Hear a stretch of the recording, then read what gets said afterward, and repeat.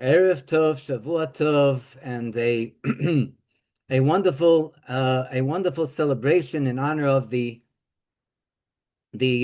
anniversary, the day of the anniversary of the founding of Tomchei Tmimim Yeshiva, the official Chabad Lubavitch yeshiva network all over the world. And Baruch Hashem, it's in merit of these yeshivas that the Rebbe Rashab, Rabbi Shalom Dovber of Lubavitch, founded, that we have all these incredible leaders, shluchim as we call them, emissaries of the Rebbe, all over the world, in any place where there is a Jewish community, a Jewish congregation, helping out materially, spiritually, and both together. This was the 15th of Elul, that was today, or in abroad, it's still the same. It's still this day. The Rebbe says that this day of this anniversary should bring about a celebration that should literally bring an unbelievable uplift, a spiritual and material uplift to each and every individual Jew all over the world. But we'll begin now with tonight's story. Our story starts off in New York. Okay, we have a participant from that is here with us from New York, and it starts off not with an American but an Israeli. As many Israelis, they go overseas. They leave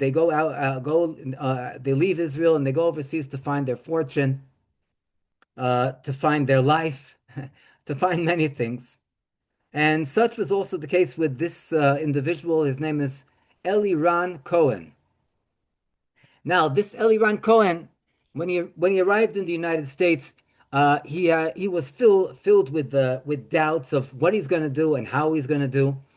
He had a very low self-confidence in regard to even if he finds out what he wants to do, the fact of going and being able to fulfill his goal was like very distant as far as his personal feelings were concerned. And this is where, with all these thoughts going through his mind, this is where we find Eliran in a barber shop, of all places, owned by an Israeli owner. I'm not sure where in New York, and he's sitting there in the barber seat, and as he's getting his haircut, so two Lubavitcher boys, yeshiva students, they dance in. I was going to say walk in. They dance into the barber shop, and the barber and Eliran look at them, and Eliran just couldn't hold back his feelings, and he says, "Wow, you boys, you are amazing. You guys, Chabad, it is like unbelievable. You raise a person's self-esteem. You give a person such a good feeling, a feeling of joy, a feeling of happiness, a feeling of positivity."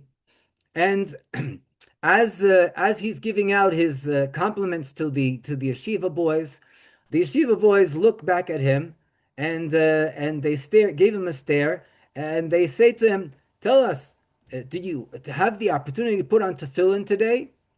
And he says, "Tefillin? No." So they say, "Great, no problem." He's already sitting in the chair.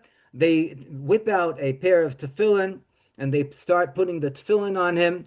He says the blessing, and he says Shema. This was after he already stood up and he washed his hands, so he put on the tefillin with the blessing and said Shema.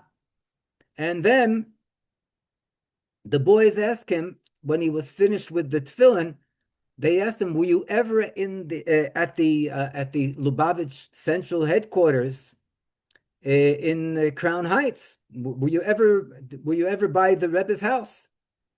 And he looks and he really doesn't know what they're talking about. So he excuses himself and he says, "Yeah, I apologize, but I really am not familiar with the topic." So the owner of the barber shop, the other Israeli, he says to him, "What? You don't know what the 770 Eastern Parkway is? Listen, Saturday night, Motzei Shabbos, I'm going to take you. We're going to go together to 770." And this is exactly what happened. Came Motzei Shabbos, the barber fetched Eliran in his car, and they drive over to Crown Heights. When they arrive in Crown Heights, they get out of the car and they're looking around. And yan and behold, as they enter the main synagogue, the main shul, the two boys that were there by the barbershop identified them.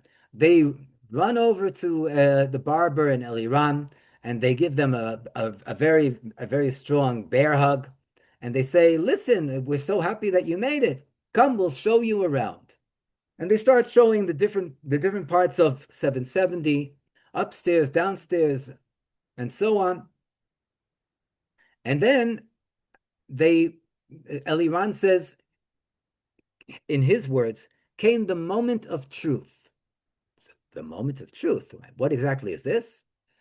So Eliran says the boys offered him the opportunity to write to the Rebbe in the Igros Kodesh, in the Rebbe's holy letters.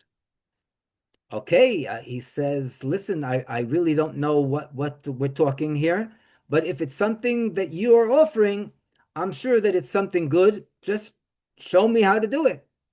And they go and they show Eliran the preparations, to washing his hands 6 times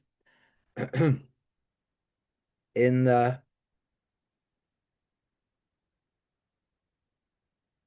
and giving tzedakah, giving charity, and making a good resolution in regard to the addition in Torah study and the observance of the mitzvahs.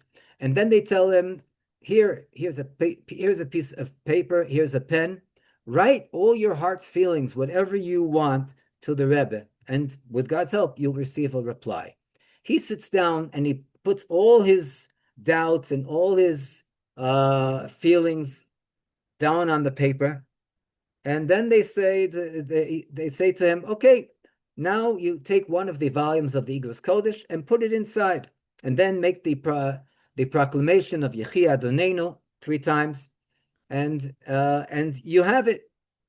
He made the proclamation of Yehi Adonenu 3 times. He opened up the volume that he took out, and as they all read together, Eliran was amazed that the letter was exactly in regard to everything that he had wrote to the Rebbe, and all his doubts and qualms about being in the United States, finding some stability, being able to go and to find a proper job, or maybe just going back to Eretz Yisrael, going back to Israel. The Rebbe gave him very big encouragement and strengthening of his self-confidence, and the letter was unbelievably meaningful. Every single word was right in place for Eliran. Okay, their Saturday night live in 770 was wrapped up, and then Eliran goes back home, and he says the following. He tells that from that moment on that he wrote the Rebbe, his life was not the same. Things changed unbelievably. And he says he starts describing the fact that when he slept, he saw visions of the Rebbe being with him. And even when he was awake, he felt the presence of the Rebbe escorting him on every step that he took. And and so and so things were very different, as we said. And at that period of time, as we said, he was in a dilemma as whether to stay in the United States or to leave to Eretz Yisrael. And he, like, half speaking to himself, half conveying the message to the Rebbe, who he felt that was with him all the time, present with him. He says, "Listen, I have to have a clear situation on what I'm doing. If either I find stability and a proper job, because till then he was like, doing all kinds of odds and ends, but he didn't have a real job. And if he says to himself, if I don't find a stable job that's going to support me here in the United States, so I might as well just make the decision and go back to Israel tomorrow." Okay, that sounds like pretty radical, but this was the way he felt. And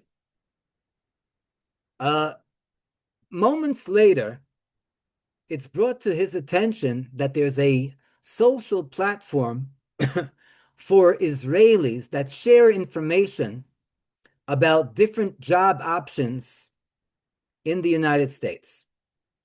Wow, he never knew of such a thing, and this was something that just fell upon him from nowhere. It was revealed. So he goes into this social platform, and he looks over the different. He gives in his details. He writes in his details, and minutes later, there's a job offer for him, and he felt, wow, this is like miraculous. He felt that this is coming from heaven. This is coming directly from the Rebbe.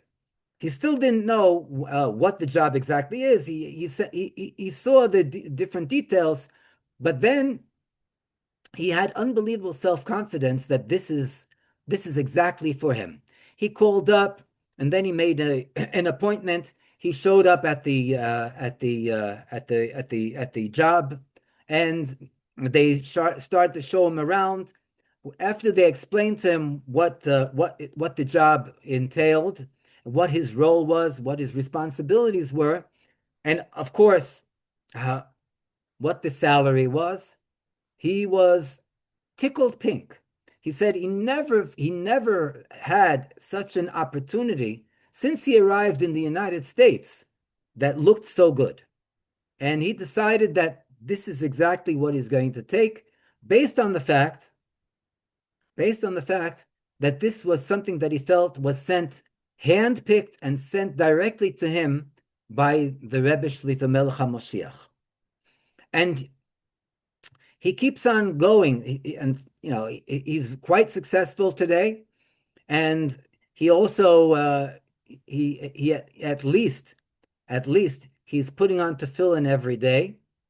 But he always goes on and tells the story and says that it was only in the merit of these two Lubavitcher boys from Tomchei Tmimim, the Lubavitcher yeshiva, that propagates not only Torah study, not only the revealed faculties of the Torah and the inner essence of the Torah, but also the going out and being there, reaching out and bringing people, connecting people to Judaism, connecting people to Hashem, connecting people to the mitzvahs of the Torah.